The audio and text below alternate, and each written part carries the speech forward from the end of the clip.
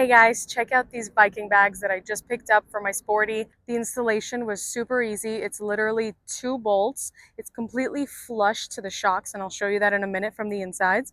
But I love how they look. They're not too big, they're not too bulky, they're the perfect size for your sporty.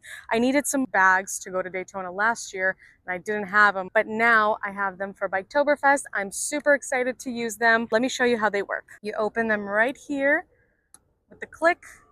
You open them up. They're hard shell, so you'd never think so, but they are.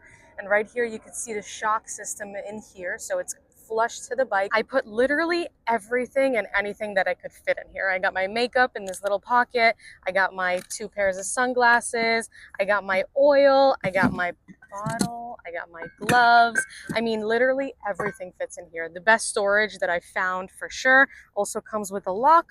You can lock them up. I love them. They're amazing.